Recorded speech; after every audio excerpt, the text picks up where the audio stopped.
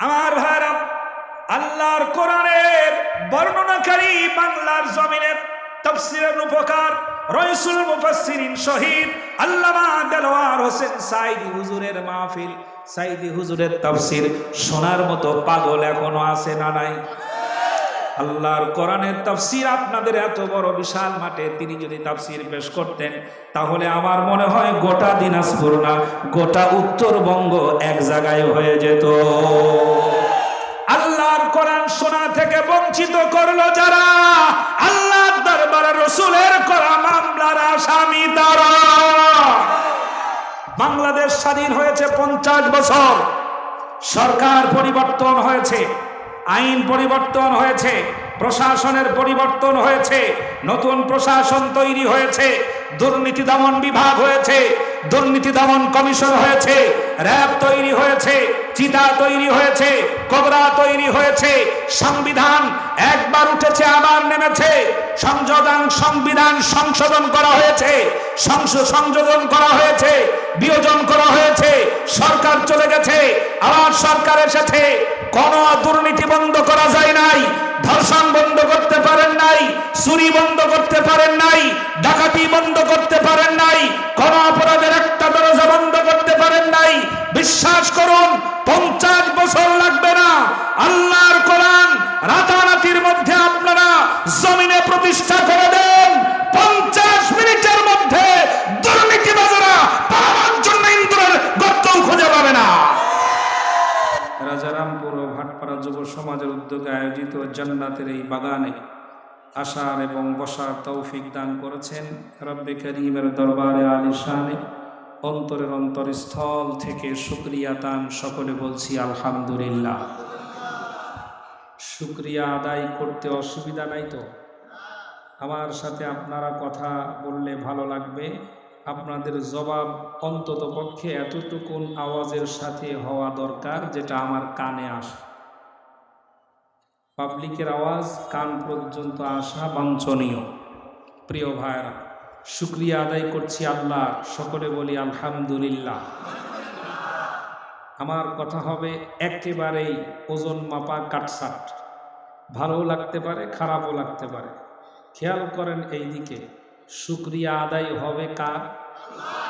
শাহাদত আঙ্গুল আকাশের দিকে উঁচু করে সাক্ষী দেন, শুকরিয়া আদায় হবে কার? আল্লাহ। একটি হিসাব মনে রাখেন, আল্লাহর শুকরিয়া আদায় করলে, প্রশংসা আদায় করলে খুশি হন কে?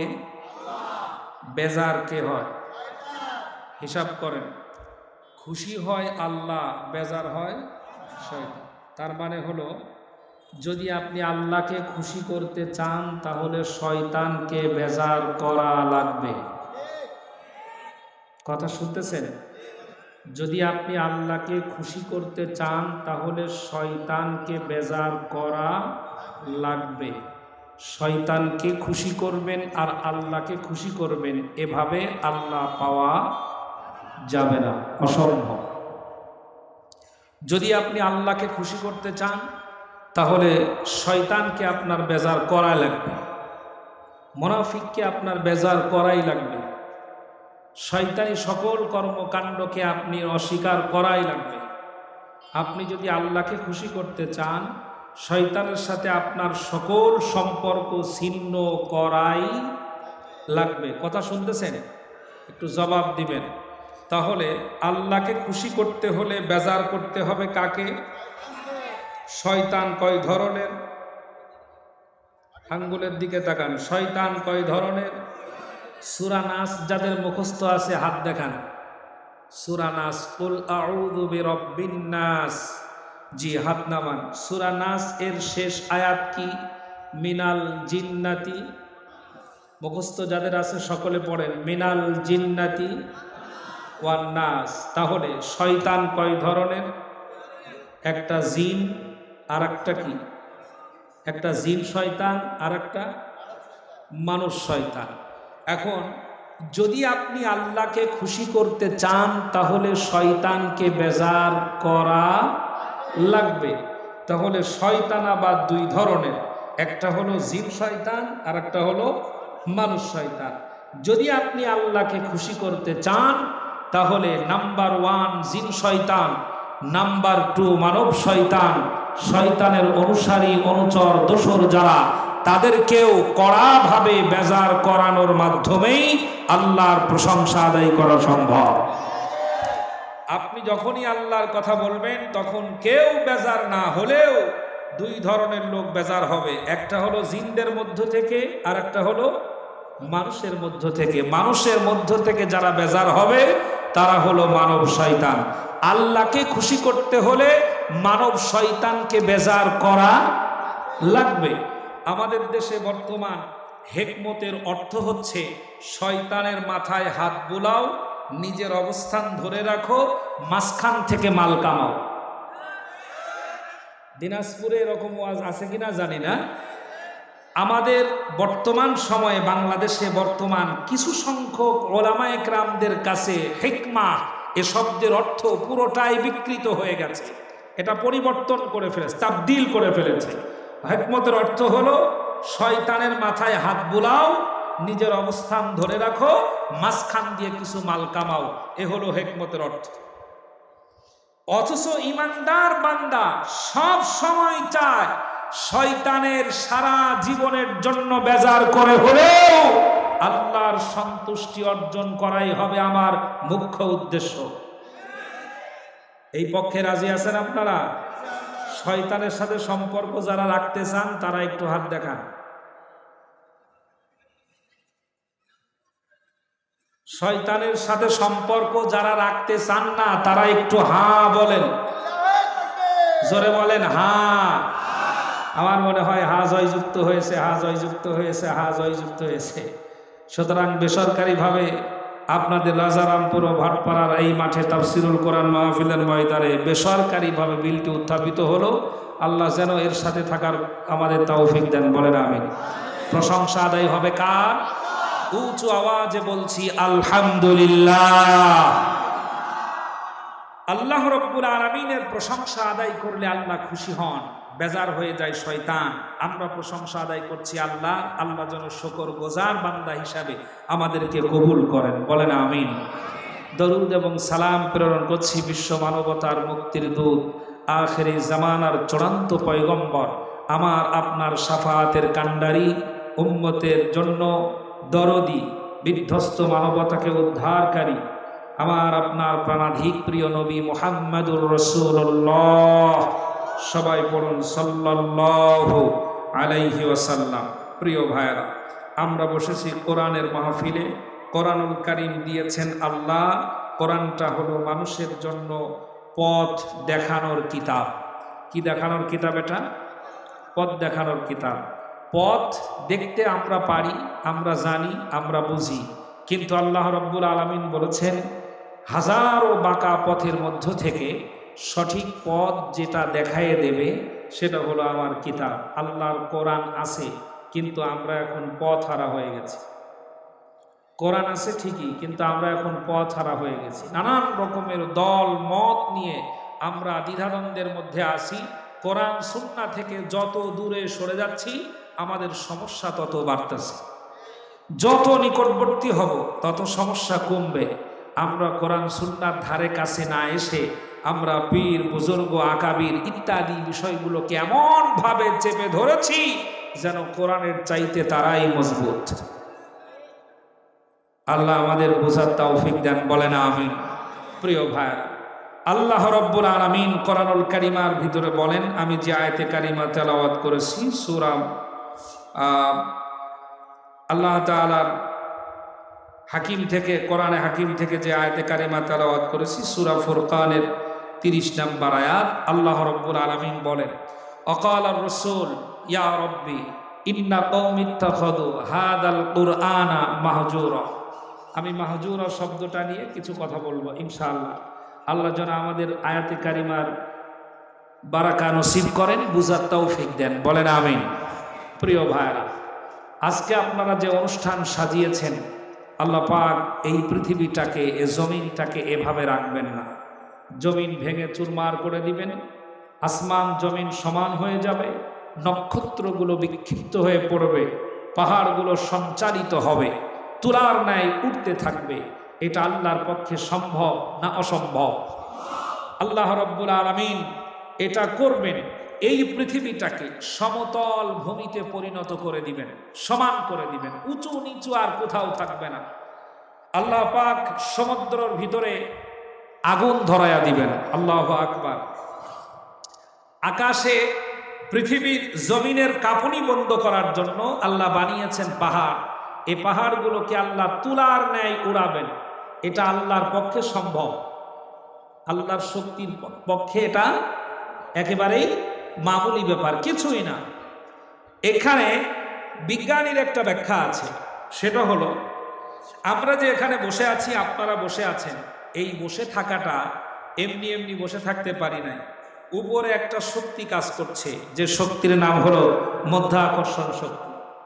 এই মধ্যাকর্ষণ শক্তি যদি ঠিক না থাকে, তাহলে পরে পৃথিবীর কোনো কিছুই স্থির থাকবে না, স্টেজটা থাকবে না, মাইক থাকবে না, আমিও থাকবো না, এ মৌলানা থাকবে না, সম্মানিত সভাপতি মহোদয় থাকবেন না, প্রত্যেকেই আকাশের দিকে উড়ে যাবে। আল্লাহ রাব্বুল আলামিন যখন আসমান ফাটিয়ে ফেলবেন, সূর্যগুলো বিক্ষিপ্ত হয়ে যাবে, নক্ষত্রগুলো উলটপালট হয়ে যাবে, ভেঙে চুরমার হয়ে যাবে। কাতাইয়িস সিজিল্লিল কুতুব, একটা আসমান আর একটা আসমানের উপরে টাসটাস করে পড়তে থাকবে। তখন মধ্যাকর্ষণ শক্তি থাকবে না। যখন এটা বিলুপ্ত হয়ে যাবে, পাহাড়গুলো আপনা আপনি উঠতে থাকবে। জোরে বলেন আল্লাহু আকবার। এই কাজটা কে করবেন? সমুদ্রের ভিতরে আল্লাহ রাব্বুল আলামিন আগুন ধরায়া দিবেন।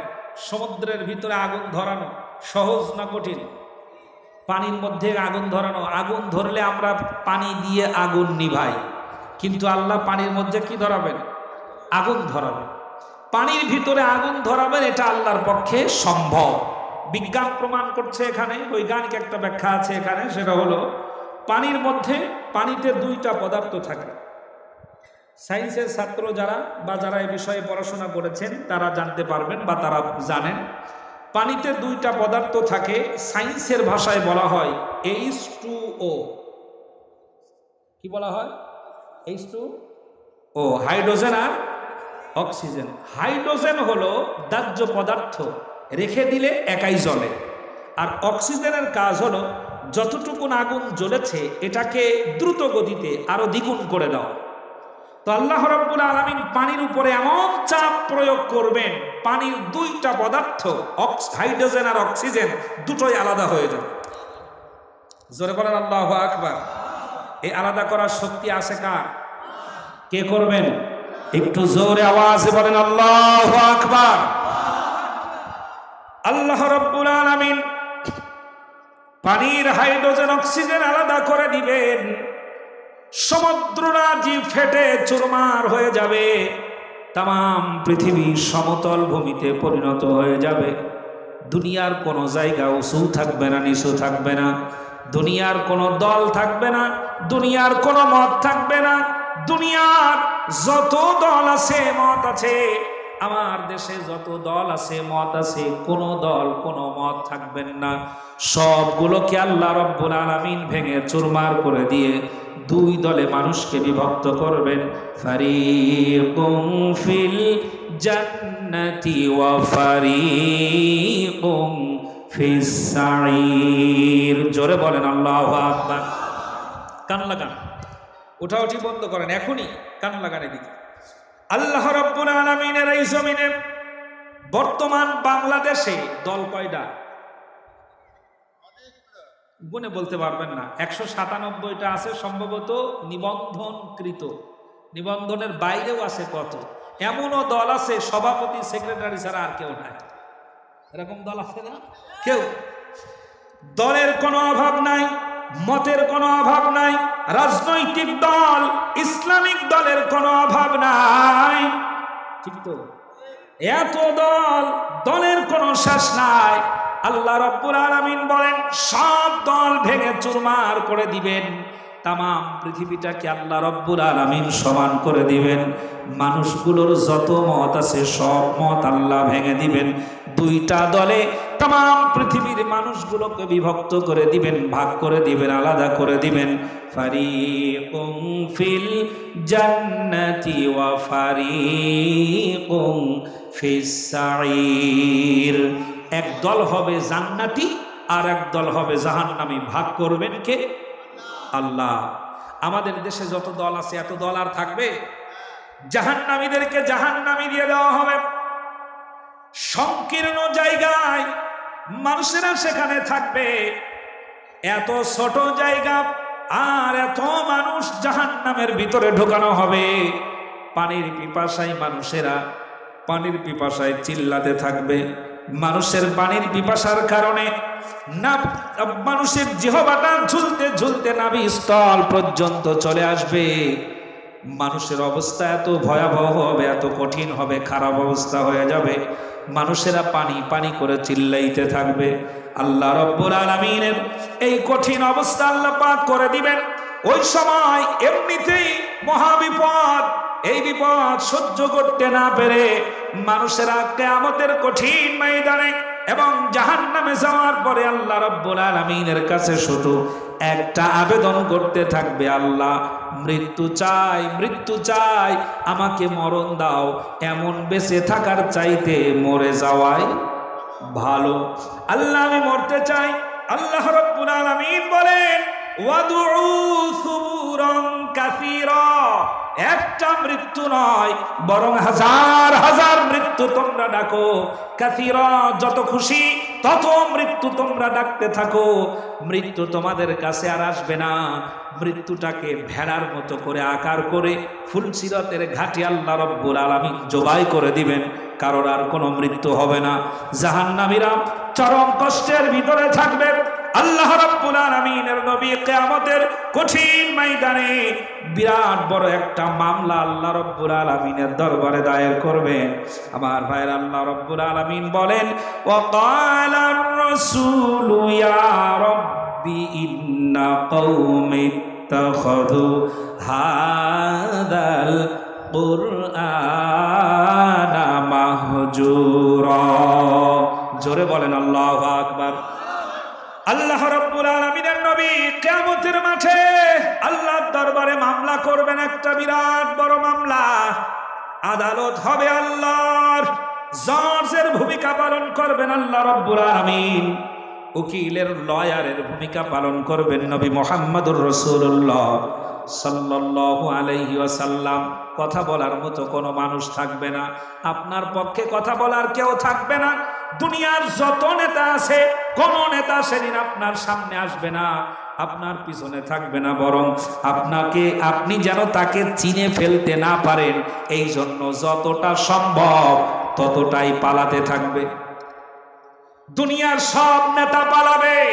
আজকে যদি আপনি সরকারের জন্য জীবন দেন, কিয়ামতের মাঠে সরকার বলবে তোরে আমি চিনি না। স্পষ্ট বলবে আমি তোমাকে চিনি না।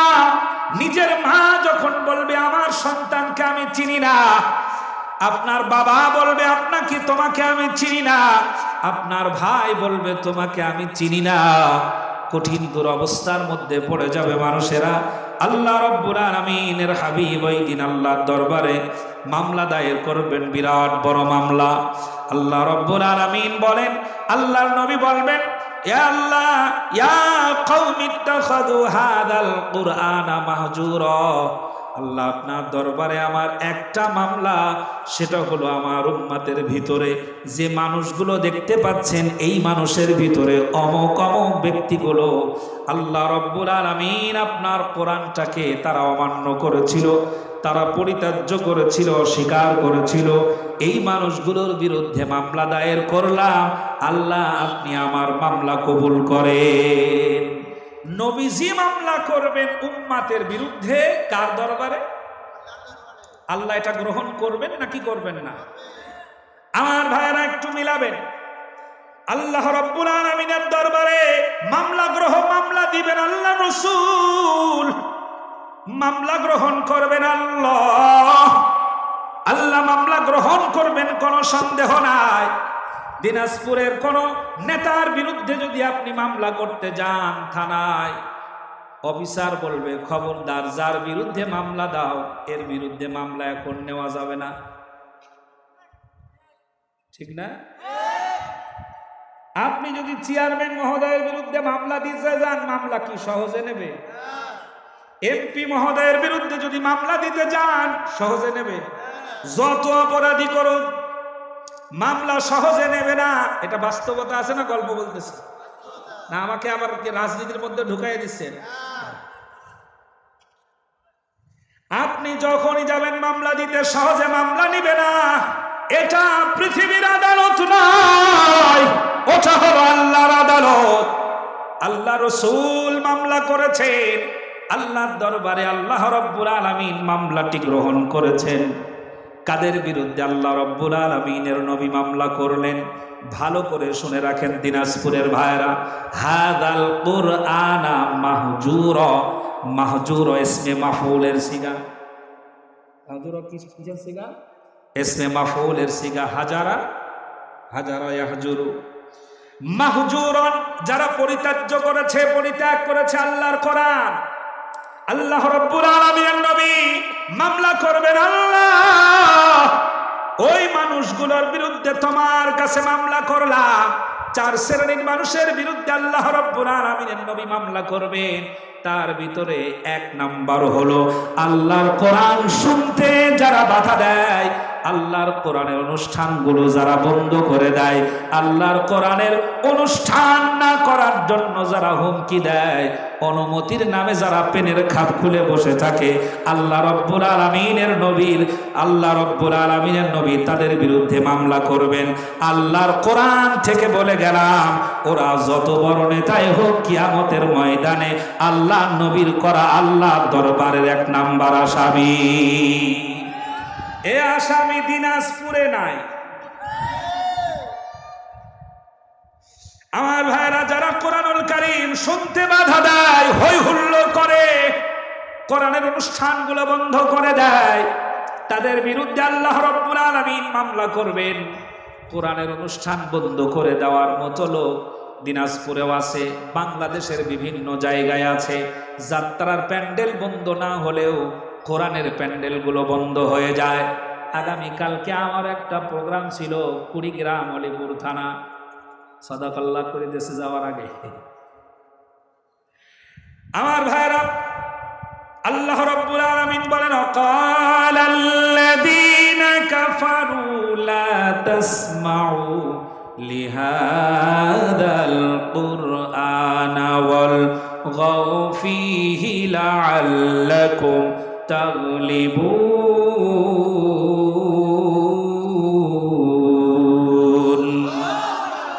কোরআনটা না যেন শুনতে না পারে, এই ব্যবস্থাটা যারা করে, এটা কি শুধু অমুসলিম না মুসলিমরা আছে? কোরআনটাকে সহ্য করতে না পারা, এটা শুধু অমুসলিম না মুসলিমরা আছে? বিশ্বাস করুন দিনাজপুরের ভাইরা, আমার দেশে অমুসলিমরা যতটা ইসলামের বিরুদ্ধে কটাক্ষ না করে, মুসলমানের ঘরে জন্মগ্রহণ করার পরেও ইসলামটাকে ততটাই অপছন্দ করে মুসলমান নামের সন্তানেরা। অমুসলিমরা কোরআনকে যতটা অবিশ্বাস করে বা অবমাননা করে, কিছু মুসলমান নামধারী লোকেরা আছে, কাকে যেন খুশি করার জন্য আল্লাহর কোরআনের সরাসরি বিরুদ্ধাচরণ করে, আছে না? আমার ভাইরা, সারা পৃথিবীর মানুষেরা আজকে বড় অসহায় হয়ে পড়েছে। বিশেষ করে বাংলাদেশে অনাবৃষ্টির কারণে মানুষেরা বড় কষ্ট পাচ্ছে। অনাবৃষ্টির কারণে যখন জমিনে অনাবৃষ্টি হয়, অনাবৃষ্টির কারণে মাখলুকাতগুলো কষ্ট পায়, মানুষেরা কষ্ট পায়, ছাগল গরু কষ্ট পায়, সমস্ত মাখলুকাতগুলি কষ্ট পায়। আমি দেখেছি ঢাকার তাপমাত্রা বেড়ে যাওয়ার কারণে ছোট্ট ছোট্ট বিড়ালগুলো দোকানের আইসক্রিমের ফ্রিজের উপরে গিয়ে বসে, ওকে ধাক্কা দিলেও যায় না, যদিও চলে যায় আবার ঘুরে ফিরে ফ্রিজের কাছে চলে আসে। এমন কঠিন যন্ত্রণা, এমন কঠিন তাপদাহ চলছে আমার দেশে। तमाम বাংলাদেশের বিভিন্ন জায়গায় আল্লাহর কিছু মানুষের আল্লাহর দরবারে চোখের পানি ফেলে বলছে, আল্লাহ দয়া করে বৃষ্টি দিয়ে দাও, এই কঠিন তাপদাহ থেকে আমাদেরকে বাঁচাও। এই দোয়াটা সকলে করছে, ইস্তেসকার নামাজ কালাম আদায় করছে। দুর্ভাগ্য এ জাতির জন্য ঢাকা বিশ্ববিদ্যালয়ে নামাজ পড়ে দোয়া করার অনুমতি খুঁজে পাওয়া যায় না। কথা শুনতেছেন? ঢাকার বিশ্ববিদ্যালয়ের মতো মুসলিমের কলিজার উপরে তৈরি হওয়া, মুসলিমের দেওয়া জমির উপরে প্রতিষ্ঠিত হওয়া ঢাকা বিশ্ববিদ্যালয়ে নামাজ পড়ার অনুমতি যারা দেয় নাই, মুসলমানের ঘরে জন্মগ্রহণ করার পরেও আল্লাহর রাসূলের মামলার আসামি তারা। ওরাই আবার আমাদেরকে আসামি বানায়। বানায় কাদেরকে? আমাদেরকে আসামি বানায়। আমরা যখন বিপদে পড়ি তখন ওরা দেখে। আল্লাহ পাক বলেন, ইন্নাল্লাযীনা আজরামু কানু মিনাল্লাযীনা আমানু ইয়াদহাকুন। প্রকৃত অপরাধী যারা, আজরামু প্রকৃত অপরাধী যারা, ঈমানদারদের এই দুরবস্থা দেখে তারা হাসে। ইয়াদহাকুন, তারা হাসে। 7 শ্রেণীর মানুষ কিয়ামতের মাঠে, এই আয়াতের তাফসিরে, কিয়ামতের মাঠে তারা কাঁদবে। কারা কাঁদবে আর পৃথিবীতে কারা কাঁদবে? ওই দিন কারা কাঁদবে আর ওই দিন কারা হাসবে? এটা আমি যদি স্পষ্ট করি, আমাকে কিছু সময় দেওয়া যাবে তো ইনশাআল্লাহ? থাকতে রাজি আছেন? কারা রাজি আছে একটু হাতটা দেখান তো, আমার বিশ্বাস হচ্ছে না। থাকবেন ইনশাআল্লাহ? একটু জোরে আওয়াজে বলেন আল্লাহু আকবার। একটু জোরে জোরে পড়েন লা ইলাহা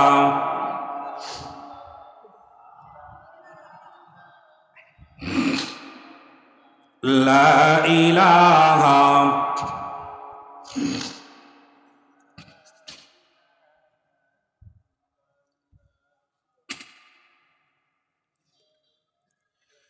আর কত চাও শহীদ খোদা, আর কত চাও জীবন খোদা, আর কত ক্রন্দন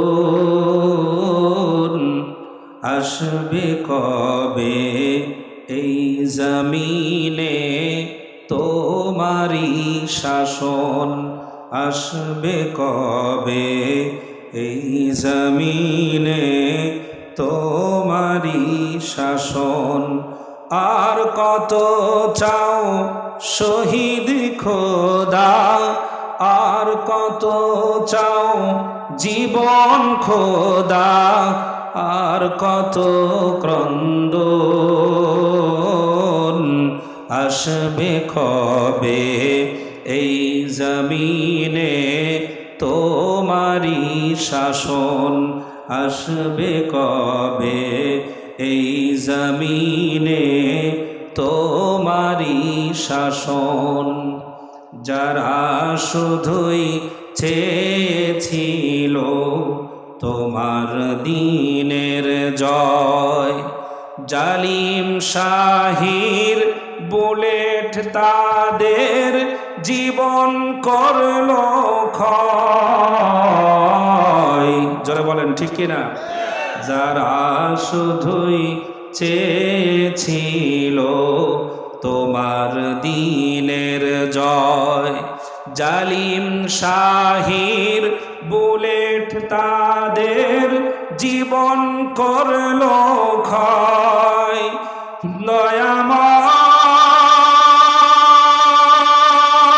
দয়াময় হো,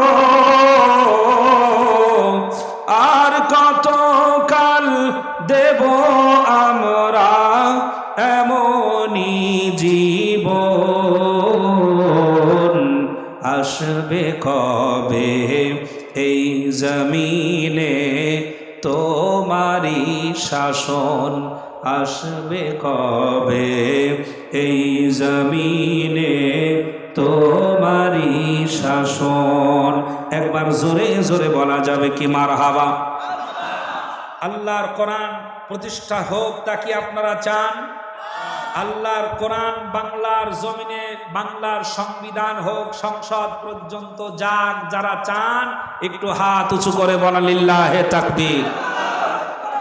বিশ্বাস করেন আল্লাহর কোরআন ছাড়া এদেশের দুর্নীতি যাবে না, আল্লাহর কোরআন ছাড়া চুরি বন্ধ হবে না, আল্লাহর কোরআন ছাড়া ডাকাতি বন্ধ হবে না, আল্লাহর কোরআন ছাড়া দুর্নীতি বন্ধ হবে না, আল্লাহর কোরআনের আইন ছাড়া পৃথিবীর এই বাংলার ভূখণ্ডে শান্তি আসবে না।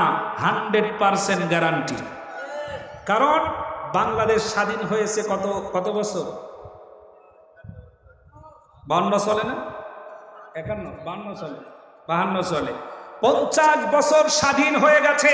যারা শুনতেছেন প্রিয় দিনাজপুরবাসী, চ্যালেঞ্জ করে বলে গেলাম, আমি আসলাম উদ্দিন জিহাদি চ্যালেঞ্জ করে বলছি, বাংলাদেশ স্বাধীন হয়েছে 50 বছর। সরকার পরিবর্তন হয়েছে, আইন পরিবর্তন হয়েছে, প্রশাসনের পরিবর্তন হয়েছে, নতুন প্রশাসন তৈরি হয়েছে, দুর্নীতি দমন বিভাগ হয়েছে, দুর্নীতি দমন কমিশন হয়েছে, র্যাব তৈরি হয়েছে, চিতা তৈরি হয়েছে, কোবরা তৈরি হয়েছে, সংবিধান একবার উঠেছে আবার নেমেছে, সংবিধান সংশোধন করা হয়েছে, সংযোজন করা হয়েছে, বিয়োজন করা হয়েছে, সরকার চলে গেছে, আবার সরকার এসেছে।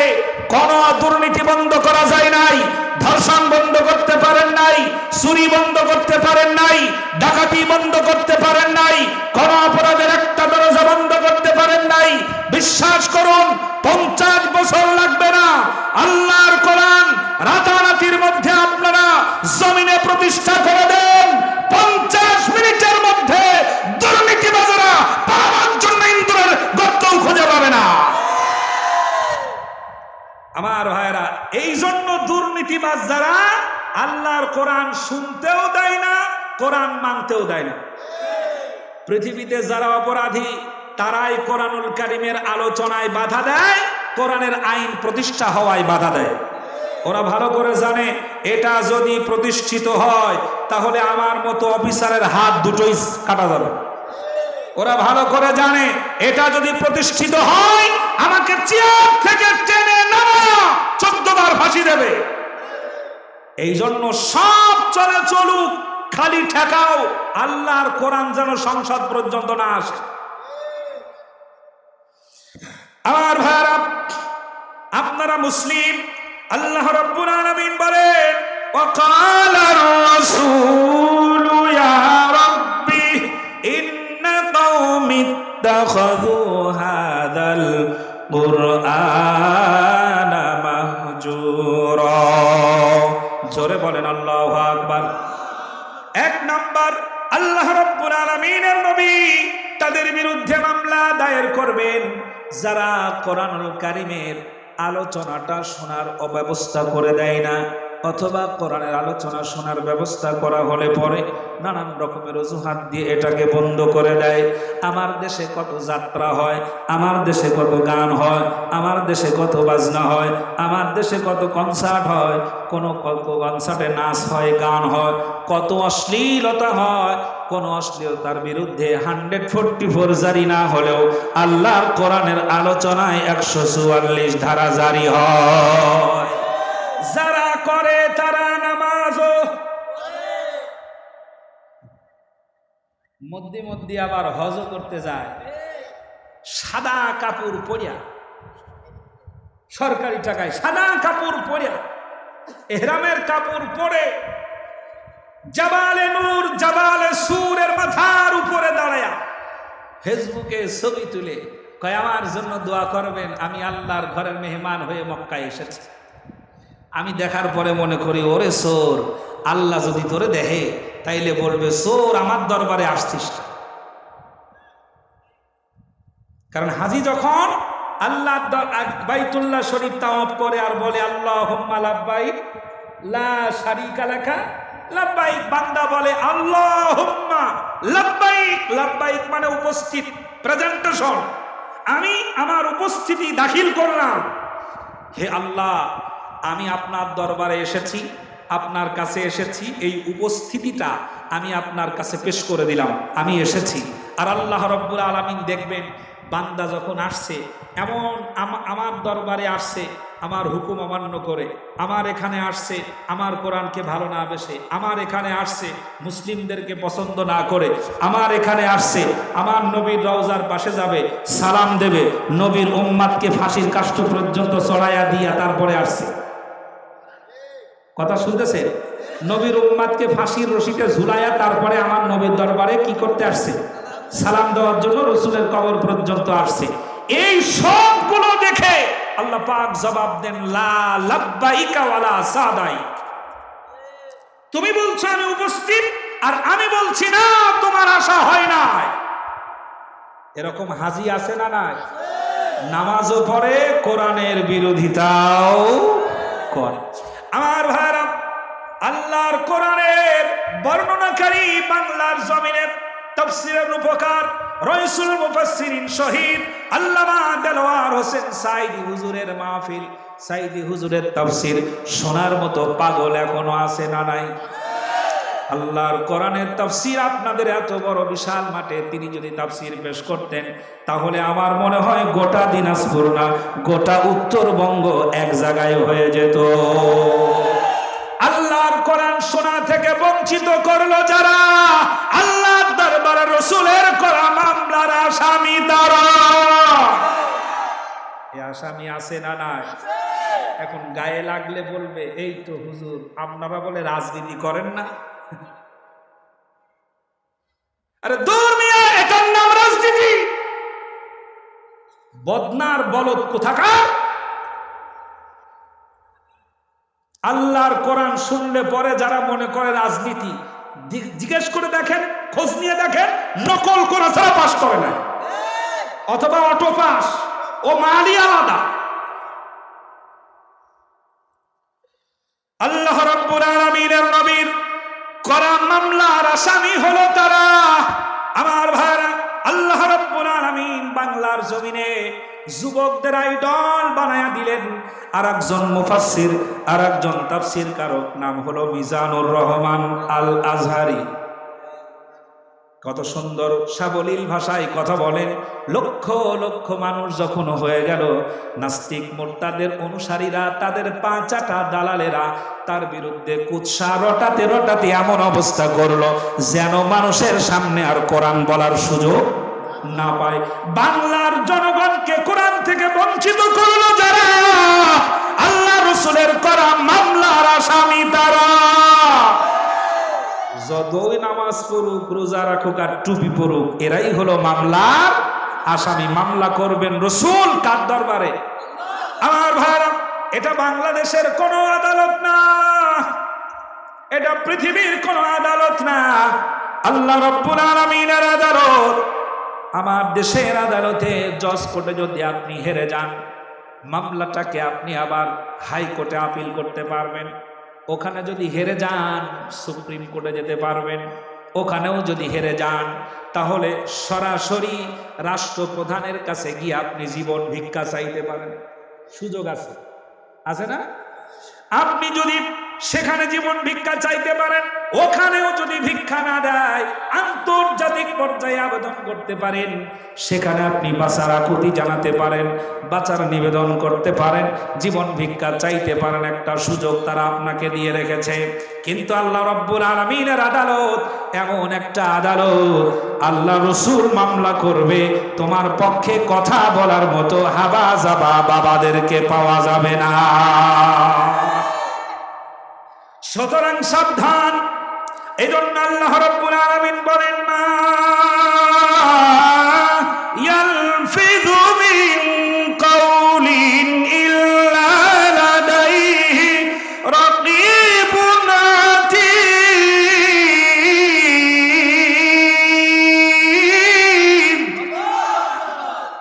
আল্লাহ রাব্বুল আলামিন বলেন, সাবধান।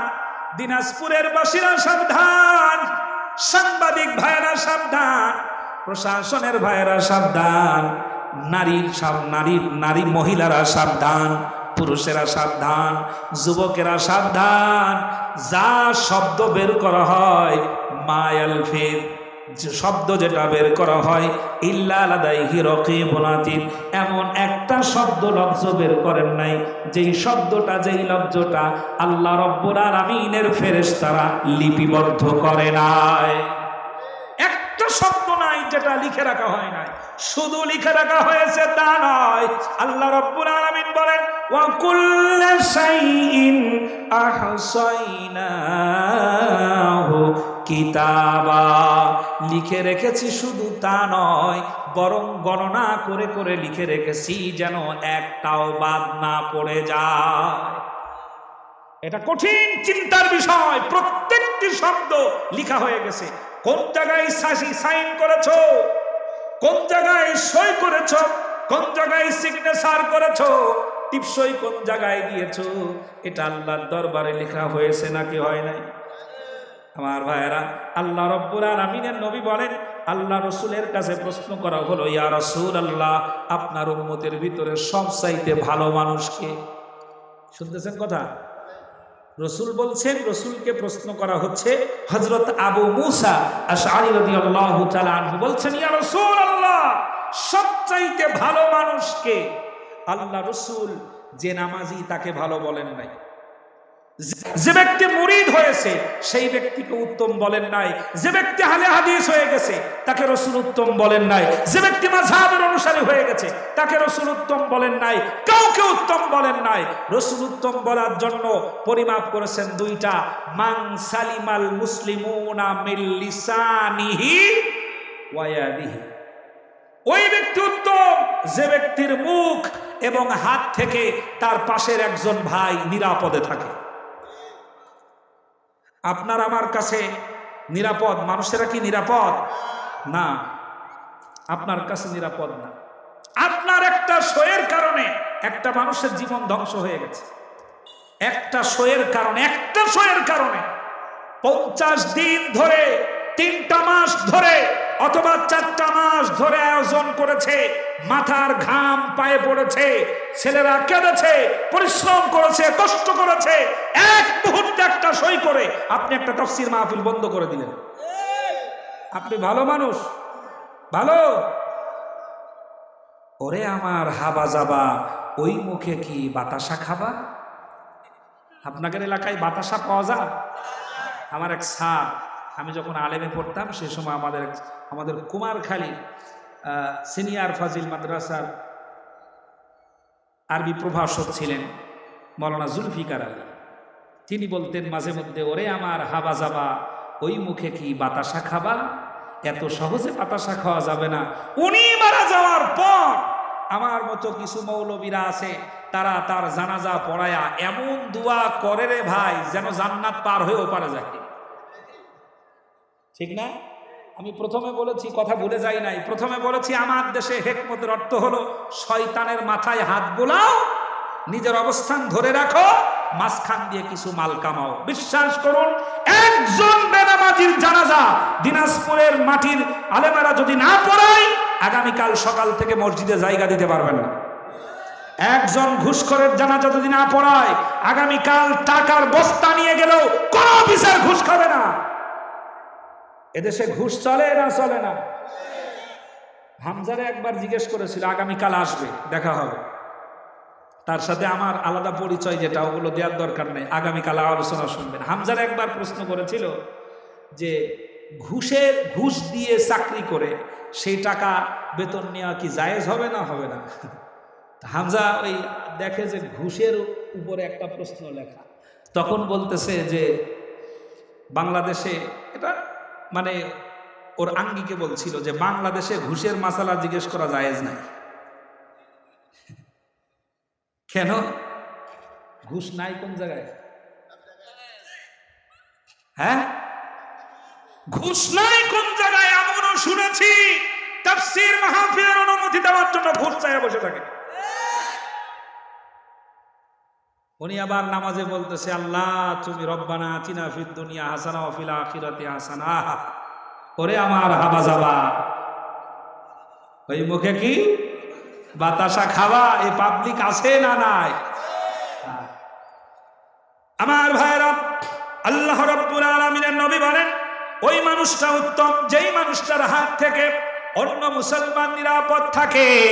বন্ধু আমার, হাত এমন সই করে দিল, একটা সইয়ের কারণে একটা পরিবার ধ্বংস হয়ে গেল, একটা সইয়ের কারণে একটা ছাত্রর জীবন নষ্ট হয়ে গেল, একটা সই দেওয়ার কারণে একটা মানুষের ফাঁসি হয়ে গেল, গোটা জীবন ধ্বংস হয়ে গেল। এমন সই দেওয়ার মানুষ আমার সমাজে আছে না নাই? আল্লাহ রাব্বুল আলামিনের নবী বলেন সেটা অবশ্যই ভালো মানুষ না। আমার ভাইরা, আপনারা দিনাজপুরে জমি রেজিস্ট্রি করার সময় যান কোন জায়গায়? এনতে কত দূর? আচ্ছা, ওখানে একটা মসজিদ আছে না নাই? মিলাবেন, ওখানে একটা মসজিদ আছে। আমার কথাটা প্রমাণ করার জন্য আগামীকাল শনিবার ছুটির দিন, রবিবার চলে যাবেন। যাওয়ার পরে অফিস যখন খুলবে, ওখানে জোহরের আজান হয়ে গেল, মসজিদের সামনে দাঁড়াবেন।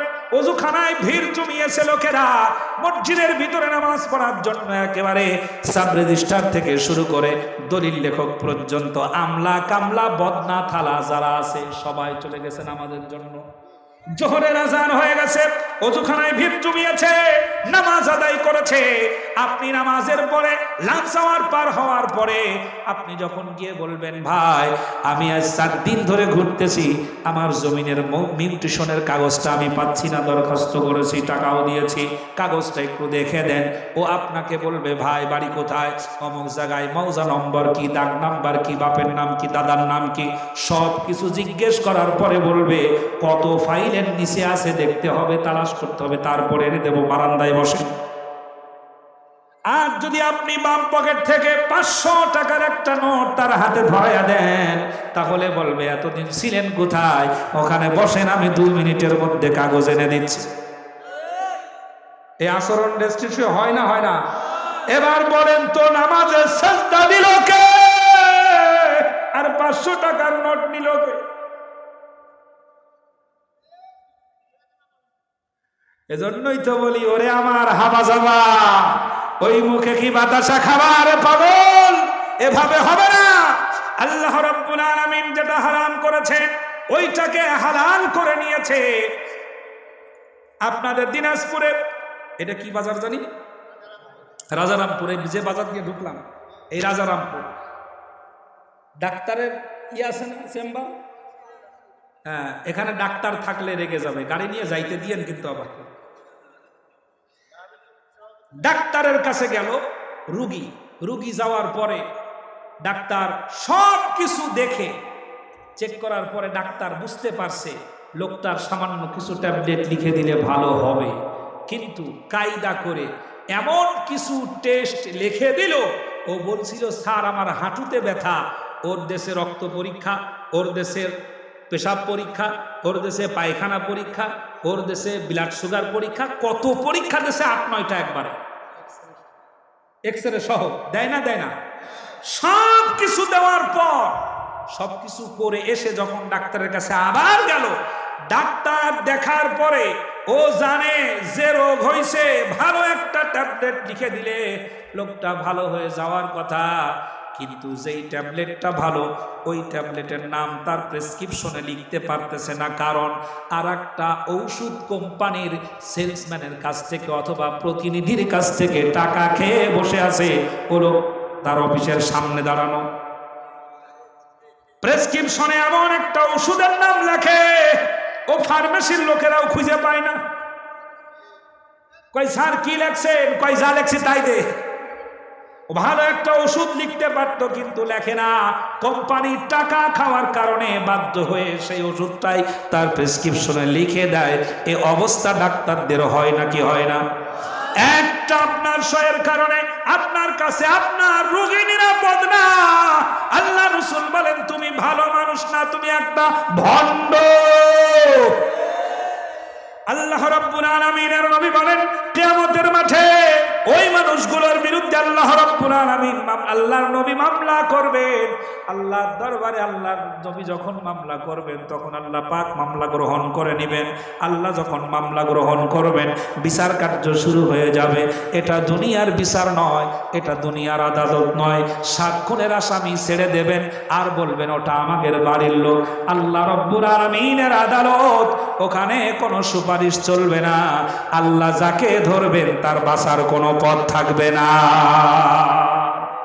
সুতরাং সাবধান, আল্লাহ পাক সাবধান করে দিয়েছেন রাসূলের করা মামলার আসামি যেন তোমরা না হও। আলহামদুলিল্লাহ, আল্লাহর কোরআন শুনতে জীবনে কোনোদিন বাধা দেই নাই। আল্লাহর কোরআন শোনার আয়োজন বরং করে দিয়েছি। আল্লাহর কোরআন শুনিয়েছি, আল্লাহর কোরআন পড়িয়েছি, আল্লাহর কোরআন মুখস্থ করিয়েছি, আল্লাহর কোরআন শিখিয়েছি। আল্লাহর কোরআন শোনা, শিখা, জানা, এটার ভিতরে বাধা দেননি যারা, কিয়ামতের ময়দানে আসামি হবেন না তারা। যারা বাধা দেন নাই, জোরে জোরে বলেন আলহামদুলিল্লাহ। আল্লাহর এই কোরআনের কথাগুলো যখন বলা হয় তখন কিছু মানুষ আমাদের দিকে বাঁকা চোখে তাকায়, তাকায় না? আমাদেরকে সহ্য করতে পারে না, আমাদেরকে দেখতে পারে না, বলে হুজুররা দেশটা খাইছে। আমরা নাকি দেশটা খাইছে। বাংলাদেশে বড় লোক কারা? হুজুররা নাকি যারা হুজুর না তারা? বড় লোক কারা? বাংলাদেশের বর্তমান পরিসংখ্যান অনুযায়ী যতগুলি কোটিপতি হয়েছে 2023-24 সালে, একজন আলেম নাই, সবগুলি তারা। আবারও কয় হুজুররাই দেশটা খাইছে। আপনি 71 থেকে শুরু করে পর্যন্ত দেখেন সুইস ব্যাংকে টাকা কাঁদে আমাদের না, যাদের, তারাই বলতেছে হুজুররা দেশটা খাইছে। সত্য যখন শোনে তখন এই হুজুরকে আর ভালো লাগে না, কারণ এরা যদি সত্য বলে বলে জনগণের আর জাতির ঘুম ভাঙিয়ে দেয়, তাহলে আমাদের পরনে লুঙ্গি থাকবে না, এটা ওরা টের পায়। এই জন্যই ওরা বাধা দেয়। তারপরেও বলবো, যদি তোমাদের হিংসার আগুনে জ্বলে পুড়ে হয়ে যায়, যদি তোমাদের আক্রোশ ঝরে চুরমার হয়ে যায়, যদি তোমাদের পথের কাটা মনে করো আমাদের, ষড়যন্ত্রের জাল বনে নাও প্রস্তুতি যুদ্ধের, যদি আমাদের ফাঁদে আটকাতে খোঁজো নানান উপায়, যদি আমাদের ফাঁদে আটকাতে খোঁজো নানান উপায়, সোজা পথে হেরে বাঁকা পথে নাও চাতুরীর আশ্রয়, যদি পৃথিবীর প্রতিটি কণায় গড়ে তোলো কারাগার, যদি আমাদের সব রসদের বন্ধ করো দ্বার, যদি বুলেটের আঘাতে বসতি কেঁপে ওঠে থরথর, তবু স্লোগানে একটাই ধ্বনি তুলবো বারে বার, নারায়ে তাকবীর। হয় নাই জোরে? নারায়ে তাকবীর। বলেন নারায়ে তাকবীর, আল্লাহু আকবার, নারায়ে তাকবীর। গুম হয়ে গেছে ভাই, তবু পথ চেয়ে থাকি বসে, শহীদ আবরার হয়ে সে যদি ফিরে আসে, পিতা মাতা হারিয়ে অবুঝ শিশুকে কয়, বিচার করো ওগো প্রভু, আমি নালিশ দিয়ে যাই। নরপিচাস সীমারের দল জানো না এই খবর, আমরা তো সেই উত্তর শরীফের সুমায়ার। মুমিনের কাছে ঈমানের চেয়ে দামি নেই কিছু আর, শত আঘাতেও তাকবীর ধ্বনি তুলবো যে আবার, নারায়ে তাকবীর, আল্লাহু আকবার, সবাই নারায়ে তাকবীর। মেরেছ অনেক, সয়েছি ব্যথা, ঝরেছে রক্ত কত, তবু জিহাদের ডাক আসে যদি না শুকাতেই ক্ষত। ঘরে বসে কেউ রইব না কঠুন অজুহাতে, যাব রাজপথে জীবন বিলাতে আলী হামজার মতো। রাজি আছেন? রাজি আছেন?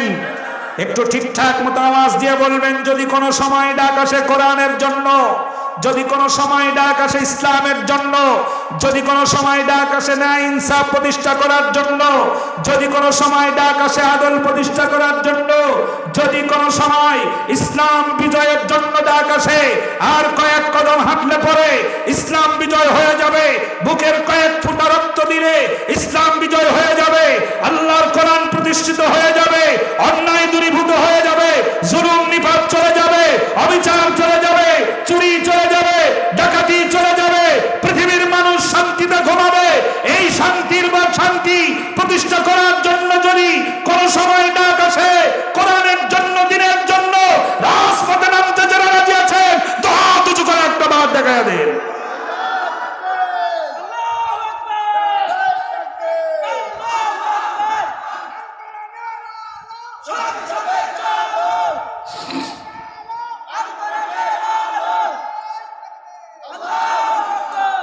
এই তাকবীর দিলেন, আপনাদের দিনাজপুরে তাকবীর দিতে ভয় পাচ্ছেন নাকি আপনারা?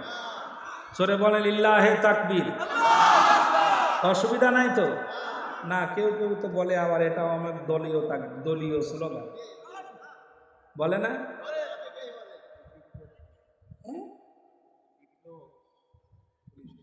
বলে যে এটা দলীয় স্লোগান, এটা জামাত শিবিরের স্লোগান, এটা দেওয়া যাবে না। বিশ্বাস করেন, যে ব্যক্তি আল্লাহু আকবার ধ্বনিটাকে বিতর্ক করতে চায় তার জন্মের বিতর্ক আছে,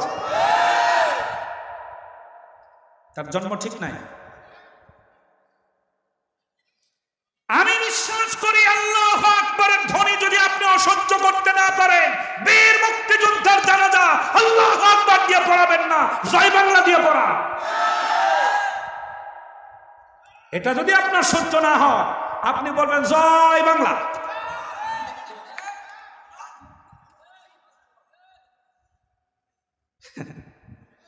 কারণ আমরা বিশ্বাস করি আল্লাহু আকবার জানাজার শুরুতে কি, এটা তো আপনি দেবেন না, কারণ এটা বেঁধে যাচ্ছে, বেঁধে যাচ্ছে না, বেঁধে যাচ্ছে। গল্প শুনছিলাম এরকম, এক মহিলা নামাজ পড়ে, তার স্বামীর নাম নাকি রহমতুল্লাহ। রহমতুল্লাহ নাম আছে না, রহমত আলী নাম হচ্ছে রহমতুল্লাহ। তো মহিলা নামাজ পড়তে পড়তে ভালোই নামাজ কালাম পড়ে, এখন নামাজ সব শেষ করার পরে শেষ বৈঠকে আত্তাহিয়াতু দুরুদ দোয়া মাসুরা পড়ার পরে সালাম ফিরাবে না, এখন কাছে আসসালামু আলাইকুম। কি বেঁধে যায় না স্বামীর নাম? এ স্বামীর নাম আর কয় না, আসসালামু আলাইকুম আবার ফিরে আসে না, হয় না তো, কারণ স্বামীর নাম হয়ে যাচ্ছে। আগেকার মহিলা তো স্বামীর নাম বলতো না, আর এখনকার মহিলা স্বামীর কাঁধের উপরে কি উঠে গেছে, এত মেজাজ খারাপ হয়ে যায়, বলে এক মুহূর্তের মধ্যে আমি করবো না তোর সংসার, দৌড় দিয়ে চলে যাই ব্যাগপত্র নিয়ে, আবার ঘুরে আসে বলো ভুল হয়ে গেছে, এটা তোমার বাপের বাড়ি, তুমি ঘর জামাই। এমন খারাপ অবস্থা হয়ে গেছে রে ভাই আমার ভাইয়েরা। ও বারবার বলছে আসসালামু আলাইকুম, আবার ফিরে আসে, লাস্টে দিশে না পেয়ে বলছে কি আর করা যায়, নামাজ তো শেষ করা লাগবে। তখন বলছে আসসালামু আলাইকুম আমগো বাড়ির উনি, আসসালামু আলাইকুম আমগো বাড়ির উনি।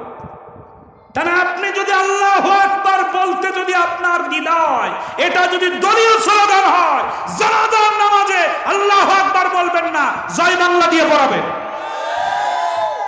টের পাবেন ওরা গোরস্থানে নেবে নাকি শ্মশানে নেবে। আল্লাহু আকবারের ধ্বনি দিতে রাজি আছেন তো? সকল শক্তি একত্রিত করেন আল্লাহু আকবার বলতে যারা রাজি আছেন জোরে বলেন আল্লাহু আকবার। এই তাকবীরের আওয়াজের কারণে ওমর ইবনুল খাত্তাব রাদিয়াল্লাহু তাআলা আনহু অর্ধ পৃথিবী শাসন করেছেন। তাকবীরের আওয়াজের কারণে শাহজালাল যখন তাকবীর দিয়েছে, রাজা গৌর গোবিন্দ টিকে থাকতে পারে নাই। তাকবীরের আওয়াজ শুনলে পরে আজও কাফের বেঈমান মুশরিকদের হৃদ জমিন থরথর করে কেঁপে যায়। তাকবীরের আওয়াজ শাহরিয়ার কবির সহ্য করতে পারে না। তাকবীরের আওয়াজের কারণে তসলিমা নাসরিন আজও বাংলার জমিনে জায়গা হয় নাই। তাকবীরের আওয়াজ যদি আপনারা আবার তুলতে পারেন, নাস্তিক মুরতাদ বাংলার পবিত্র ভূমি, শাহজালালের ভূমি, শাহ মাকদুমের ভূমি, পুণ্যভূমি ছেড়ে বেড়াতে বাধ্য হবে। আমি বিশ্বাস করি মুসলমানের ঘরে জন্মগ্রহণ করার পর যারা তাকবীরের আওয়াজ দিতে চায় না, তাদের শরীরের ভিতরে মুসলিমের রক্ত আছে বলে আমার বিশ্বাস হয় না। আল্লাহ যেন আমাদের কবুল করেন, আল্লাহ যেন তাকবীরের সাথে আমাদের যে নিঃশ্বাস ত্যাগ করার তৌফিক দান করেন, আমিন। জোরে বলেন আমিন। আমরা এখন কালেমা সহ মরতে চাই। কি সহ? কালেমা সহ মরতে চাই। আল্লাহ যেন মরণের সময় কি দিও? কালেমা নসিব করি। হ্যাঁ, দোয়া করেন, এটা ভালো। বলেন তো মৃত্যুর মধ্যে মৃত্যু কয় প্রকার? দেখাচ্ছি মৃত্যু কয় প্রকার। এক নাম্বার হলো উত্তম, এক নাম্বার কি, দুই নাম্বার হলো মধ্যম, তিন নাম্বার হলো নিম্ন। এক নাম্বার হলো শাহাদাতের মৃত্যু, দুই নাম্বার হলো ইমানের সাথে মৃত্যু, তিন নাম্বার হলো বেঈমান হয়ে যাওয়া, বেঈমান হয়ে মৃত্যু। এক নাম্বার হলো শাহাদাতের মৃত্যু। মৃত্যু হয়ে যাওয়ার সাথে সাথে আল্লাহর দিদার নসিব হয়ে যাবে। মৃত্যু হওয়ার পরে কোনো বিচার হবে না, কোনো কিচ্ছু হবে না, সোজা জান্নাত। উত্তম কোনটা? জোরে বলেন, উত্তম কোনটা? শাহাদাতের মৃত্যু। মুসলিম শাহাদাতের তামান্না অন্তরে থাকবে, এটাই স্বাভাবিক। আজ শাহাদাতের তামান্নাকে কবর দিয়ে যে মুসলমান কালেমার সাথে মরতে চায়, তাদের মুখ দিয়ে যে তাকবীরের আওয়াজ বেরোবে না, এটা আমি জানি। আর যারা শাহাদাতের তামান্না অন্তরে লালন করে, বিশ্বাস করুন, আমার কলিজার টুকরা সন্তান আমাকে গ্রেফতার হওয়া দেখে চোখের পানি ফেলবে, আমার বুকটা চলবে না।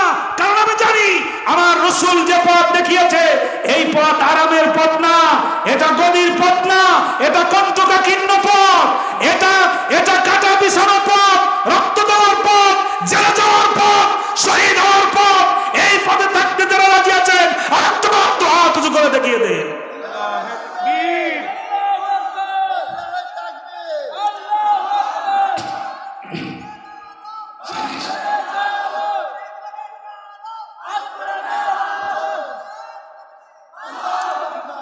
আল্লাহ রাব্বুল আলামিনের নবী 2 নাম্বার মামলা করবেন ওই মানুষগুলোর বিরুদ্ধে। আল্লাহর কোরআনের আইনের সুফল আছে না নাই? কোরআনের আইন যদি চালু হয়, তাহলে জমিনে শান্তি আসবে নাকি আসবে না? কোরআনের আইন যদি চালু হয়, শান্তি কিভাবে আসবে আমি আপনাদেরকে প্রমাণ দিয়ে যাই। রাজারামপুর এবং ভাটপাড়া, আপনাদের এই ইউনিয়নের নাম কি? কি? শেখপুরা। শেখপুরা ইউনিয়ন। এই ইউনিয়নের একটা মৌজা আছে না? শেখপাড়া ইউনিয়ন। শেখপুরা ইউনিয়নের একটা মৌজা আছে না? মৌজা বলেন আপনারা, কি বলেন? মৌজা। মৌজা, এই মৌজার ভিতরে একটা চোর ধরা পড়লো। শুনতেছেন কথা নাকি বিরক্ত হয়ে গেছেন? একটা চোর ধরা পড়লো। চোর ধরার পরে বিটিভির লোকেরা আসলো, এরপরে সময় টিভির লোকেরা আসলো, মাছরাঙ্গার লোকেরা আসলো, সরকারি টেলিভিশন লোকেরা আসলো, মাল্টিমিডিয়া প্রিন্টিং মিডিয়ার লোকেরা হাজির হয়েছে। আপনাদের এই তাফসির মাহফিলে জুমার নামাজের আগে ঘোষণা করা হয়েছে অমুক এলাকার ভিতরে অথবা রাজারামপুর বাজার অথবা ভাটপাড়ায় একটা চোর ধরা পড়েছে। জোহরের জুমার নামাজের পরে ওই খোলা ময়দানে তার হাতের কবজি কেটে দেওয়া হবে, কারণ এটা আল্লাহর বিধান, এটা প্রতিষ্ঠিত হয়ে গেছে। এলাকার টিওনো ডিসিএসপি উপস্থিত হয়ে পড়েছে, সাংবাদিকরা এসেছে, সব প্রশাসনের লোকেরা উপস্থিত হয়ে গেছে। ওই চোরের যদি হাত কেটে দেওয়া হয়, এইটা যদি মুহূর্তের ভিতরে চতুর্দিকে সাংবাদিকদের মাধ্যমে, মিডিয়ার মাধ্যমে ছড়িয়ে যায়, তাহলে বলেন তো, হাত কেটেছে দুপুর বেলা, সন্ধ্যাবেলায় পুরো এলাকার যত ছেঁচড়া চোর আছে সব চোরেরা জরুরি সংসদ বসাবে না? জরুরি একটা মিটিং কল করবে, জরুরি সংসদ বসায়া বলবে, খবরদার, চুরি যদি করতে হয় তাহলে ভাটপাড়ার এলাকায় যাবি না, চুরি যদি করতে হয় শেখপুরা ইউনিয়নের মৌজার মধ্যে ঢুকবি না, চুরি যদি করতে হয় সোজা চলে যাবে ফুলবাড়ি, চুরি যদি করতে হয় সোজা চলে যাবে দিনাজপুর সদরে। ওখানে চুরি করলে অসুবিধা নাই, কারণ শেখপুরা ইউনিয়নে চুরি করলে হাতের কবজি থাকে না। আমার ভাইরা, আল্লাহ রাব্বুল আলামিন বলেন, আল্লাহর কোরআনের আইন চালু হলে পরে সমাজের মধ্যে শান্তি আসবে 100%।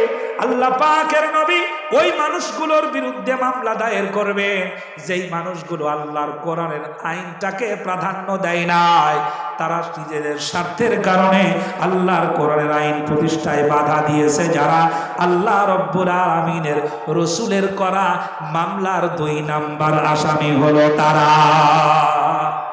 আল্লাহর কোরআনের আইন সৎ লোকের শাসন চাই, আল্লাহর আইন চাই।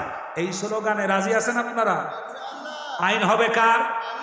আইন হবে কার? আল্লাহর আইনে কোনো ফাঁক নাই।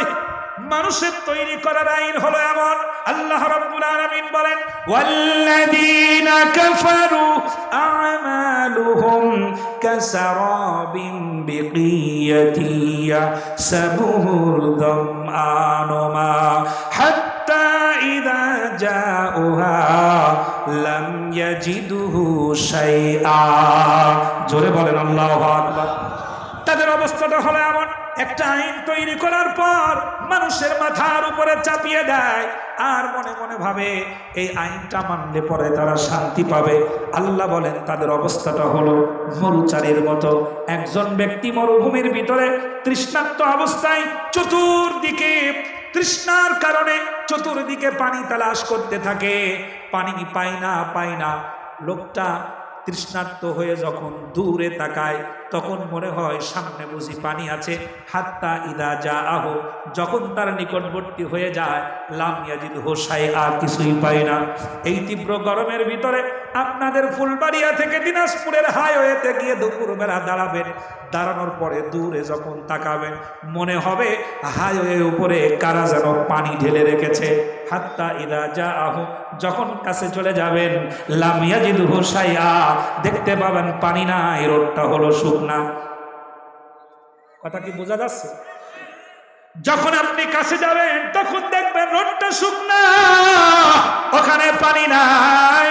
মানুষের অবস্থাটা হলো এমন, ওরা আইন বানানোর পর মনে করে শান্তি আসবে, কিছুক্ষণ, কিছুদিন, কিছু সময় যখন পার হয়ে যায়, হাত্তা ইদা জাআহু, যখন আইনগুলো মানুষের মাথার উপরে চাপায়া যায় তখন দেখে ধর্ষণ বন্ধ করার জন্য বানাইছিলাম, বন্ধ তো হইলই না, বরং নিজের ঘরের বেড়াকের মেয়েরা পর্যন্ত ধর্ষিতা হয়ে যায়। আমার দেশের সব চাইতে পাওয়ারফুল হলো সেনাবাহিনী। কারা? সেনাবাহিনীর ব্যারাকের ভিতরে নারী যখন ধর্ষিতা হয়, লাশ পড়ে থাকে, এর চাইতে দুর্ভাগ্য আর কিছু হয় না। মমতাজ বেগমের তো নর্তকীর সামনে যখন আমার দেশের সেনাবাহিনীর অফিসার মাথা নিচু করে বসে, গোটা জাতির মাথা হেট হয়ে যায়। এরা নিজেদের সম্মান মর্যাদাও বোঝে না। প্রিয় বন্ধুগণ, আল্লাহর কোরআনের আইন প্রতিষ্ঠা হোক, মনে প্রাণে রাজি আছেন তো? যে যেটাই করেন আল্লাহর আইন আসুক, আমাদের কোনো অসুবিধা আছে? 2 নাম্বার, আল্লাহ রাব্বুল আলামিনের আইন চাই না তারা আমার সমাজের মদখোর যারা, মদ পান করা হালাল নাকি হারাম?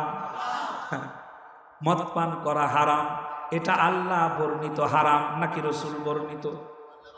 আল্লাহ বর্ণিত হারাম। আল্লাহ কোরআনুল কারিমে মদটাকে হারাম করেছেন, আর কোরআনুল কারিমের আইনের উপরে বৃদ্ধাঙ্গুলি দেখায়া বাংলাদেশের সংসদে মদ হলো হালাল। আমার দেশের কেরু একটা কোম্পানি আছে না, কি নাম? কেরু। এই কেরু কোম্পানি বিগত বছরগুলোতে সব মদের কোম্পানির চাইতে বেশি লাভজনক ব্যবসা করেছে, সেই জন্য সরকার তারে ধন্যবাদ জানাই। কি বেচেছে বেশি? বিক্রি সবচেয়ে বেশি করছে কি? মদ। মদ সব থেকে বেশি বিক্রি হয়েছে, এই জন্য তাকে সাধুবাদ জানানো হয়, ধন্যবাদ জানানো হয়, তার খবর পেপার পত্রিকায় চলে আসে। কোরআন বেশি বিক্রি হয়েছে। একবার একটা পত্রিকায় এসেছিল, বোরখা আমাদের দেশে বেশি বিক্রি হচ্ছে বলে একজনের মাথা খারাপ। কি খারাপ? মাথা খারাপ। নিউ ইয়র্কের একটি সেমিনারে তিনি বক্তব্য দিচ্ছেন, বলছেন বাংলাদেশ মনে হয় বেশি জামাত শিবির হয়ে গেছে, কারণ সেখানে আমি বোরখার বিক্রির হার বেশি হয়ে গেছে, এ ব্যাপারে আমি শঙ্কাবোধ করছি। জোরে বলেন সুবহানাল্লাহ। বোরখা বেশি বিক্রি হলে পরে তাদের মাথায় আগুন ধরে যায়। আমার ভাইয়েরা, আল্লাহর আইন প্রতিষ্ঠা করার জন্য 2 নম্বরে বাধা দেয় হলো তারা কোরআনটাকে কি বলে, আল্লাহর আইনটাকে বৃদ্ধাঙ্গুলি দেখায়া মদ পানটাকে জায়েজ মনে করে যারা।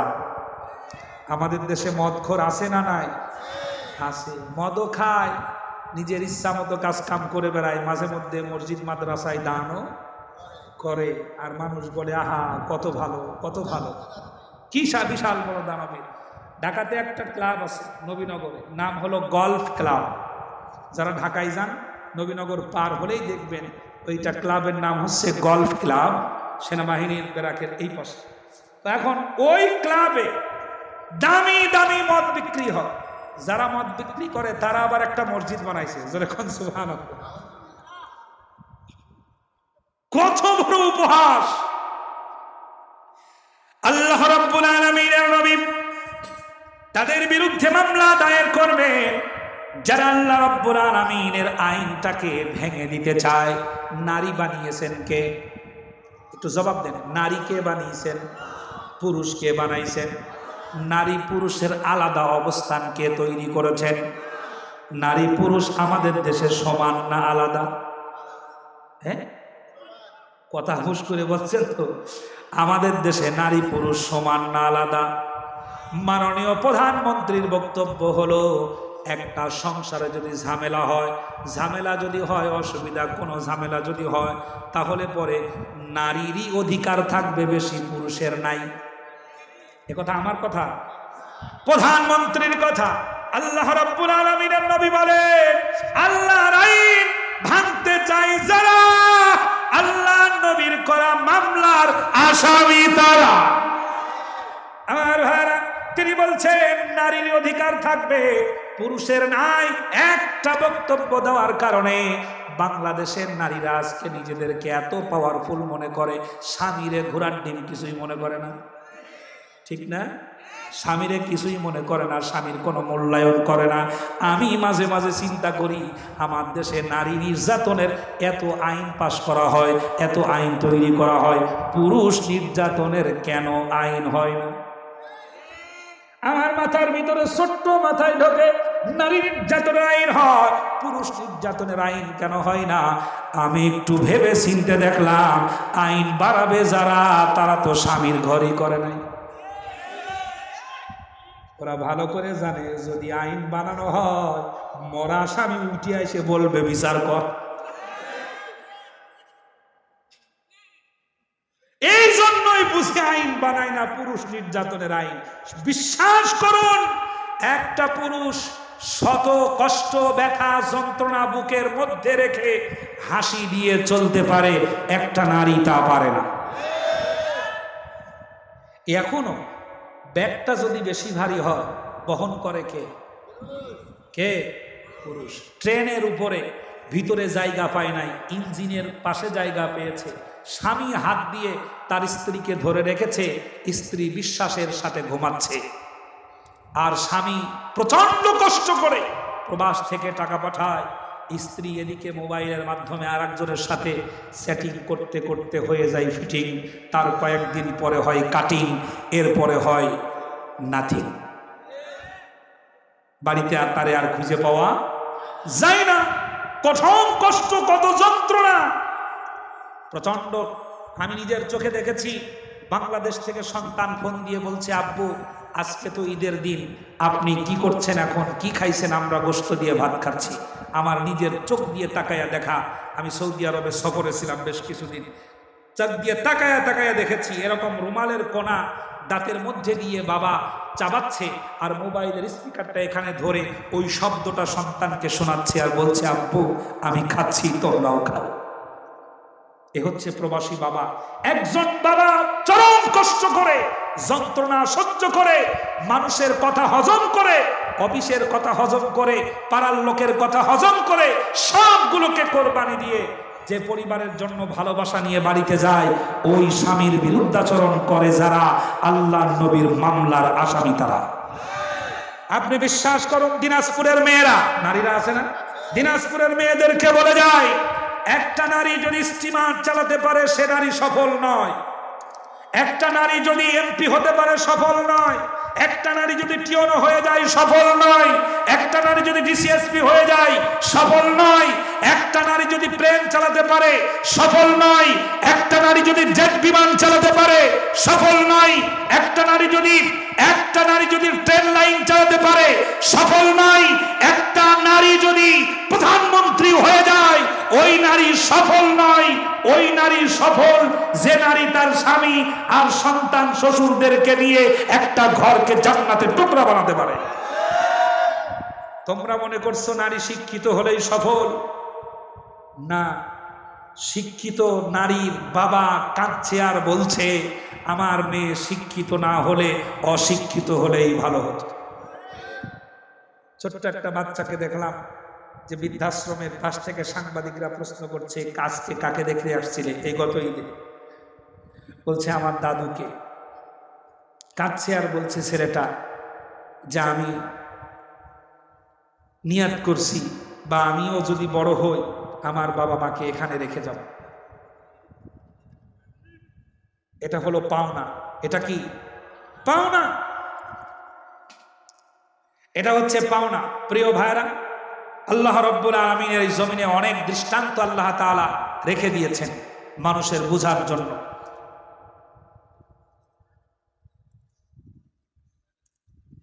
আল্লাহ রাব্বুল আলামিনের এই জমিনে অনেক দৃষ্টান্ত আছে। লক্ষ্য করেন, আপনাদের আশেপাশে নদী আছে না? এখান থেকে কত দূর? আর একটু দূরে কোন নদী আছে? সেটা কত দূর? 5 কিমি। একজন ছেলে বিবাহ করেছে, ছেলের বিবাহ করার পরে তার পেটে বাচ্চা হয়েছে।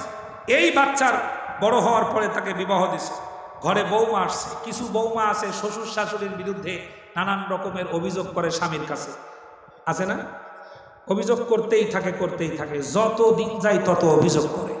অভিযোগ করতে করতে স্বামী বেচারি কতদিন সহ্য করবে? বাড়িতে আসার সাথে সাথেই পেশাল শুরু হয়ে যায়। কতদিন সহ্য করবে? সহ্য করতে না পেরে বউ বলছে দেখো এই বাড়িতে হয় তোমার বাবা থাকবে আর না হয় আমি থাকবো। এমন কঠোর বৌমা আছে না নাই? হয় তোমার বাবা থাকবে আর না হয় আমি থাকবো। এত অভিযোগ করে। ছেলে সহ্য করতে না পেরে ছেলের ভাইলেন্ট হয়ে গেছে, নিজেকে আর স্থির রাখতে পারে নাই। বাবার পায়ে দড়ি বেঁধে টানতে টানতে কাছে যে নদী, নাম কি? গাবুরা নদীতে নিয়ে গিয়ে ফেলে দেবে এই নিয়াত করছে। নিয়াত করে ধরছে টান, পায়ে দড়ি বেঁধে টান ধরছে। টান ধরতে ধরতে গাবুরা নদী পর্যন্ত নিয়ে গেছে। নিয়ে যাওয়ার পরে ওখানে তাকে অন্য একটা জায়গায় রেখে চলে আসছে। বউ শান্তিতে থাক। বাপ কা বেটা और सिपाही का ঘোড়া, কুছ না কুছ থোড়া থোড়া। তা এখন ওর পেটে যে বাচ্চা হয়েছে এও বড় হয়েছে। বিবাহ দেওয়ার পরে ভাগ্যক্রমে ওই রকম একটা দজ্জাল মার্কা বৌমা পাইছে। এও ওরকম তার শ্বশুরের বিরুদ্ধে অভিযোগ করে। অভিযোগ করতে করতে সেও একদিন ওরকম ভাইলেন্ট হয়ে গিয়ে বাবার পায়ে রশি বেঁধে ধরছে টান, নিয়ে যাবে এক টানে দূরে যে নদী, ওর নাম কি? হ্যাঁ, আত্রাই নদীতে নিয়ে যাবে, টান ধরছে।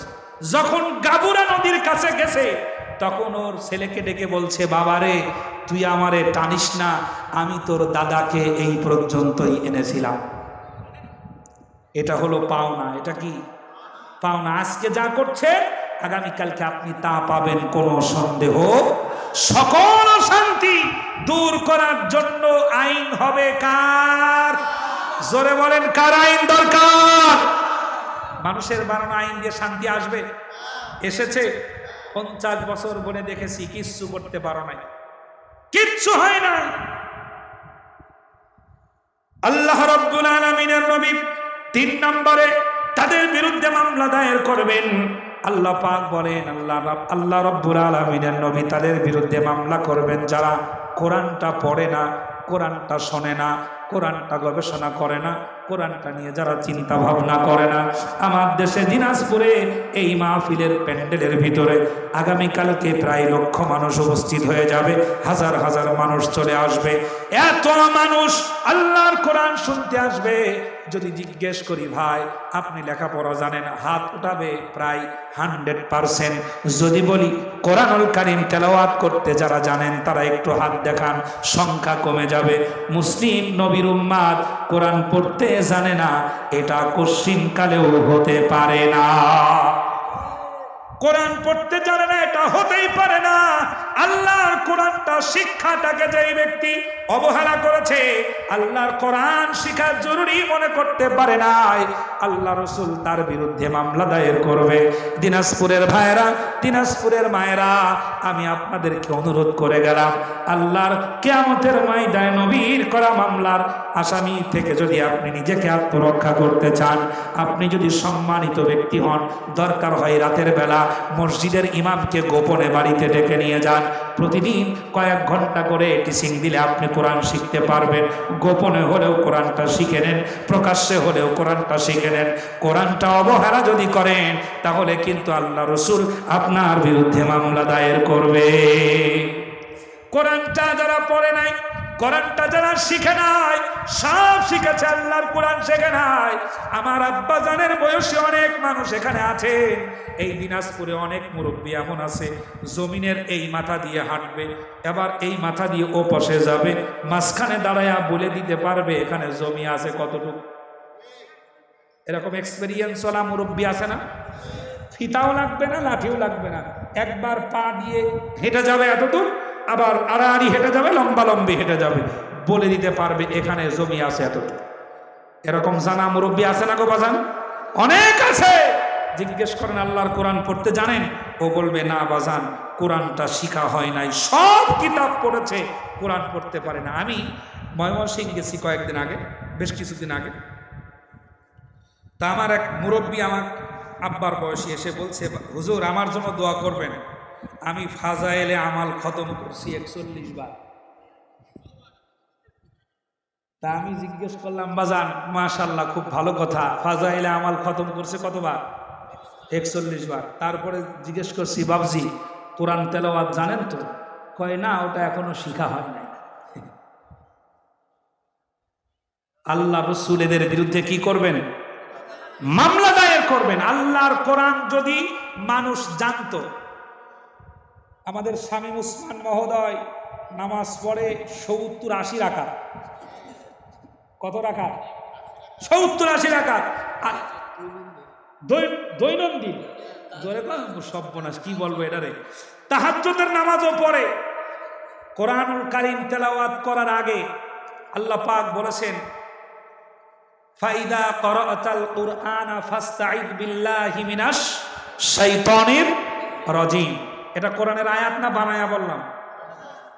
আমি এই আয়াতের গবেষণা করেছি এভাবে, আল্লাহ কোরআনুল কারীমের আয়াত পড়ার আগে শয়তান বন্ধ করার কথা কেন বললেন? ভালো করে খেয়াল করেন, আপনারা বিরক্ত হয়ে যাচ্ছেন, আমিও শেষের দিকে চলে আসছি। কোরআনুল কারীম তেলাওয়াত করার আগে শয়তান বন্ধ করার কথা আল্লাহ কেন বললেন? একটা ছোট্ট হিসাব মিলাইয়ে দিয়ে যায়।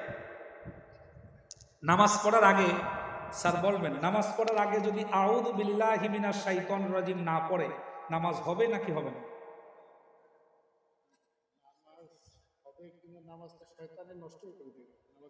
যদি রমজানের রোজা রাখার সময় কেউ যদি আউযু বিল্লাহ না পড়ে, রোজা হবে? পৃথিবীর এমন কোন আমল নাই যেই আমলের আগে আউযু বিল্লাহ পড়া ওয়াজিব বা বাধ্যতামূলক। নামাজে আউযু বিল্লাহ পড়া কি সুন্নাহ না ওয়াজিব? সুন্নাহ। নামাজের সময় আউযু বিল্লাহ পড়া কি সুন্নাহ। আর কোরআন তেলাওয়াত করার আগে আউযু বিল্লাহ পড়া ওয়াজিব, ফরজের কাছাকাছি। কারণ কি? গুরুত্বটা কেন দেওয়া হলো একটু খেয়াল করেন। এই কোরআন তেলাওয়াত করার লোক দিনাজপুরে আছে না নাই? সাধারণ মানুষের যদি তালিকা করা যায়, পুলিশ কোরআন তেলাওয়াত জানে না? সাধারণ মানুষ, মেম্বার, চেয়ারম্যান, এমপি, মন্ত্রী, যদি আপনি এদেরকে তালাশ করেন, বিরাট একটা সংখ্যা পাবেন তারা কোরআন তেলাওয়াত জানে। মাননীয় প্রধানমন্ত্রী কোরআন তেলাওয়াত জানেন নাকি জানেন না? জানেন। তিনিও তো মাঝে মধ্যে আমাদেরকে আয়াত শোনান, লাকুম দীনুকুম ওয়ালিয়া দীন। তো এখন তিনি আমাদেরকে, তিনিও কোরআন তেলাওয়াত জানেন। আমার চিন্তা হলো, কোরআন তেলাওয়াতের আগে শয়তান বন্ধ করা কেন দরকার?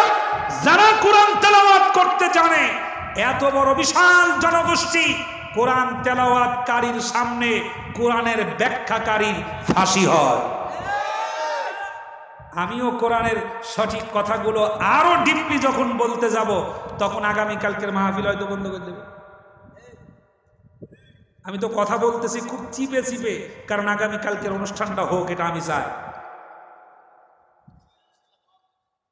আল্লাহ যেন কবুল করেন, বলেন আমিন, জোরে বলেন আমিন।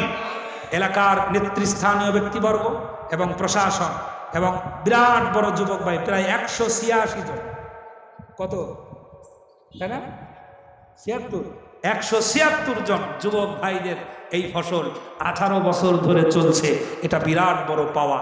এই যুবকদের জন্য তাদের সাথে মিশেছি, কথা বলেছি এবং যতটা বুঝতে পেরেছি অধীর আনন্দ এবং ভালোবাসা নিয়ে এই আয়োজনটা তারা করে। এবং বটবৃক্ষের মতো আমাকে বলেছে যে আমাদের কিছু মুরব্বী আছে যারা বটবৃক্ষের মতো আমাদের মাথার উপরে ছায়া দিয়ে আসছে এই তাফসির মাহফিলকে কেন্দ্র করে। আলহামদুলিল্লাহ, মুরব্বী বাজানদেরকে বলবো আপনারা হচ্ছেন বটবৃক্ষ, আর যুবক বন্ধুদেরকে বলবো যে মুরব্বীরা হলো আমাদের বটবৃক্ষ, যতদিন বেঁচে থাকবে আমাদের মাথার উপর নিরাপত্তার ছায়া পড়তে থাকবে। সুবহানাল্লাহ বলেন। 3টা নসিহা করে যায়। 1 নাম্বার, জীবনে কোনোদিন কোনো আলেমের সাথে বেয়াদবি করবেন না, মনে থাকবে, জীবনে কোনোদিন কোনো আলেমের সাথে বেয়াদবি। 2 নাম্বার, বাবার বয়সী কোনো ব্যক্তির সাথে বেয়াদবি করবেন না। 3 নাম্বার, একজন ভালো মানুষের সাথে একটু সময় কাটিয়ে যাবেন, মনে থাকবে। কয়টা কথা বলেছি ভাই? 1 নাম্বার কি, কে বলতে পারবে? 1 নাম্বার, কোন আলেমের সাথে বেয়াদবি। 2 নাম্বার, বাবার বয়সী মুরব্বীদের সাথে বেয়াদবি। 3 নাম্বার, একজন ভালো মানুষের সাথে কিছু সময় কাটাবেন। ভালো মানুষের সাথে যখন কিছু সময় কাটাবেন, তার কাছ থেকে আপনি ভালো মন্দ, সোজা, জ্ঞান, অন্ধকার, আলো সব পেতে থাকবেন, আপনার জীবন পরিবর্তন হতে থাকবে। সুবহানাল্লাহ। আল্লাহ তাআলা আমাদের কবুল করেন। রাজারামপুর এবং ভাটপাড়ার যুব সমাজকে আল্লাহ তাআলা যেন কবুল করেন। আজকের মাহফিলের সম্মানিত জনাব সভাপতি হযরত মাওলানা মোহাম্মদ রেজাউল হক, ভাইস প্রিন্সিপাল নান্দেরাই কামিল